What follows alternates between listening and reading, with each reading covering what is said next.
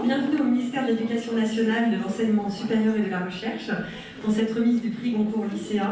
Pour ouvrir cette remise de prix, j'appelle Najat Vallaud-Belkacem, ministre de l'Éducation nationale, de l'enseignement supérieur et de la recherche.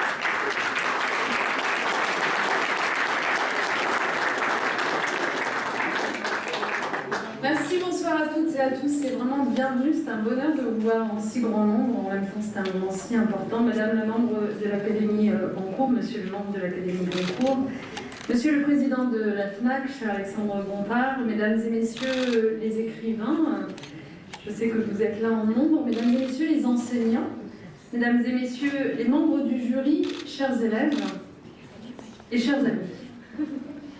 Dans l'art du roman, Milan Kundera écrivait « L'esprit du roman est un esprit de complexité.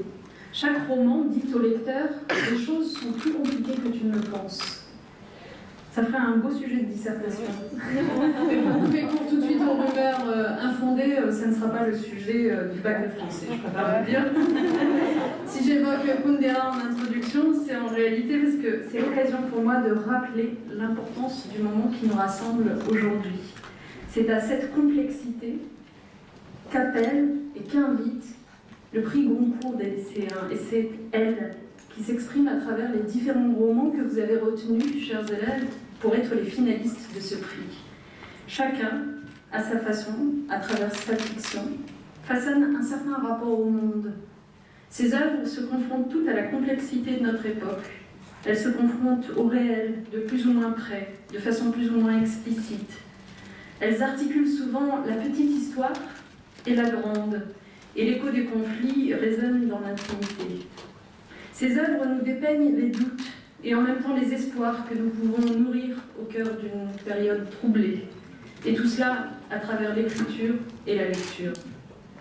C'est une expérience bien étrange que celle de la lecture.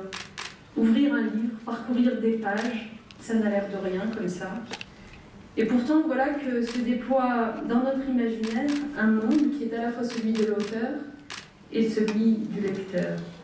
Lire fait résonner en nous profondément des vibrations dont on découvre qu'elles sont partagées. Un roman nous unit au cœur d'une expérience qui pourtant n'appartient qu'à nous.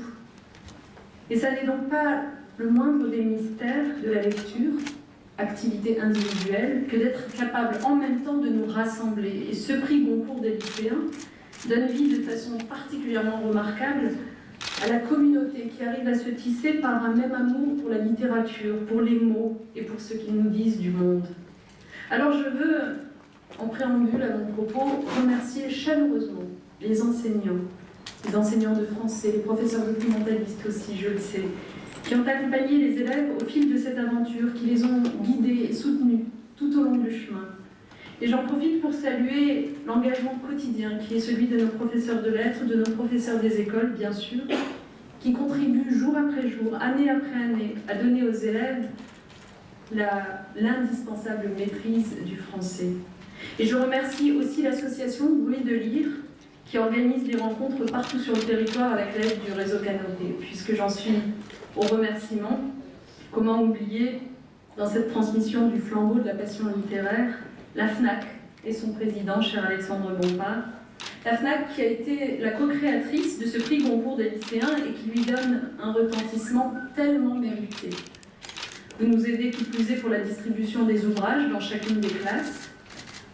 Car si je rappelais ce matin que l'école du numérique est en marche, ça n'est pas une raison pour renoncer, bien au contraire, à effleurer les pages, à les annoter, à les corner.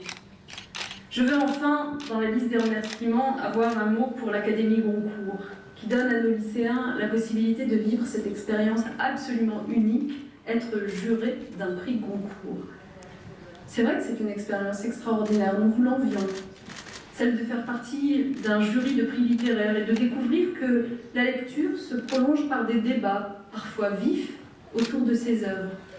Comme le remarque le narrateur de Petit Pays, surpris au début que Madame Economopoulos lui demande de parler des livres qu'il lit, en discutant d'un roman, je cite, on continue à savourer son livre, on prolonge l'histoire. Eh bien, vous avez, chers élèves, prolongé l'histoire et continué à savourer ces romans, En toute indépendance, vous avez sélectionné des ouvrages, vous en avez ensuite longuement débattu. Et voilà que l'on devient tour à tour avocat ou procureur, et chacun brandit son exemplaire et lit à voix haute tel ou tel passage qui témoigne, selon lui, de la supériorité évidente de tel ou tel roman. Puis, petit à petit, au fil des échanges et des débats, au fil des votes aussi, un consensus se dessine et un gagnant est désigné. Et c'est un immense roman que Petit Pays de Gaël Faye, lauréat du prix Goncourt 2016 des lycéens. Un roman où se tisse sans cesse l'enfance, la petite histoire familiale et la grande histoire violente qui vient peu à peu s'insinuer en elle, la contaminer. Ce sont ces amis qui tout à coup se pensent par rapport à leurs ethnies. Ce sont les proches qui meurent, la mère qui devient folle. C'est la violence qui s'empare du narrateur jusqu'au moment où le feu cesse d'être une métaphore pour devenir la réalité de ce taxi brûlé où un corps agonise. C'est le coup d'état voilé derrière la musique classique, la voix chaleureuse qui appelle pourtant au meurtre. Ce sont ces temps où la neutralité est impossible, où c'est eux et nous. Et ce sont peu à peu ces moments de bonheur, ce saut dans la piscine du haut d'un immense plongeoir, qui prennent le contour flou des rêves quand ils sont confrontés à la violence présente. Il y a tellement à dire de cette œuvre. L'esprit du roman, oui, décidément, est bien un esprit de complexité. Et c'est une œuvre qui nous dit beaucoup. Elle nous parle aussi de la découverte des livres et nous dit que oui, un livre peut changer la vie. Elle nous parle de ces bibliothèques que nous avons la chance d'avoir et que nous devrions davantage apprécier. Elle nous dit l'espoir au milieu des carnages et elle dessine un chemin au cœur du chaos. Et elle nous dit, cette œuvre, en étant aujourd'hui récompensée, elle nous dit aussi beaucoup de choses sur l'ambition, l'engagement et l'audace des lycéens. Elle nous dit beaucoup de leur goût pour la littérature. Mesdames et messieurs, un livre engendre toujours en nous des échos singuliers et je veux ici évoquer ce que votre roman a suscité en moi. Je ferai cela simplement à travers 2 citations. La première, tirée de votre œuvre donc, c'est celle-là. La guerre, c'était peut-être ça, ne rien comprendre.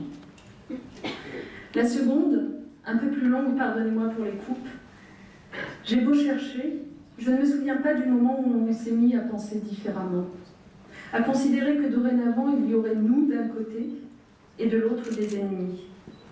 J'ai beau retourner mes souvenirs dans tous les sens, je ne parviens pas à me rappeler clairement l'instant où nous avons décidé de voir l'autre comme un danger. Je me demande encore quand les copains et moi, nous avons commencé à avoir peur. Ces lignes ont fait écho en moi.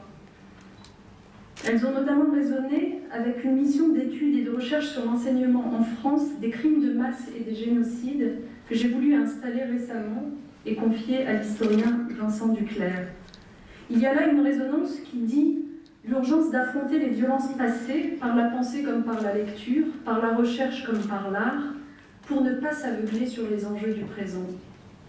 Et puisque vous débutez votre roman par une allusion au nez de Cyrano, qui, comme chacun sait, à la fin de l'envoi, touche, permettez-moi de vous dire que votre roman, quand on l'achève, nous touche profondément, et davantage encore qu'il nous marque. Et puis il y a dans ce moment qui nous rassemble une autre chose que je trouve marquante, et je voudrais m'adresser aux lycéens. Toutes les œuvres que vous avez retenues, mesdames et messieurs les membres du jury, laissent affleurer entre les lignes, ou dès leur titre, les débats et les tensions contemporaines autour de l'identité. Mais elles y apportent aussi, par leur existence, des éléments de réponse. Oui, être français, c'est peut-être cela. C'est partager cette conviction profonde dans la force de la parole et des mots, cette foi dans l'écriture et dans la littérature, cette mauvaise foi aussi qui nous conduit parfois à défendre l'indéfendable, juste parce que c'est un auteur que l'on a passionnément aimé quand on était enfant et que ses défauts ont été estompés par nos émerveillements de jeunes lecteurs. C'est en France que l'on aime regarder, quand on arrive chez des amis, les ouvrages rangés sur leurs étagères plutôt que la décoration intérieure. Oui, du plus dérisoire au plus noble, du plus anecdotique au plus essentiel. Il y a chez nous une certaine façon d'habiter la langue. C'est là quelque chose qui nous réunit depuis longtemps déjà et qui nous rassemble encore aujourd'hui. Et c'est précisément cet attachement à la langue française et à la littérature que contribue à nourrir l'école de la République et que je m'attache à défendre et à développer. La maîtrise de l'écriture, de la lecture, mais aussi de l'oralité était essentielle aux citoyens, essentielle à la personne, essentielle pour chacune et chacun d'entre nous. Aussi, au moment de conclure ce discours, je veux une dernière fois, très sincèrement, tous vous remercier. Vous nous donnez l'occasion ce soir de partager l'amour du livre. Vous nous ramenez à l'essentiel, à ce qui nous unit, dans une période où se font ressentir parfois si douloureusement la tentation du repli sur soi, du chacun pour soi. Oui, les chemins que nous parcourons au fil des pages peuvent être sombres, douloureux, empreints de violence. Ils valent cependant la peine d'être parcourus si nous voulons ensemble affronter la complexité du monde qui nous entoure. Je vous remercie.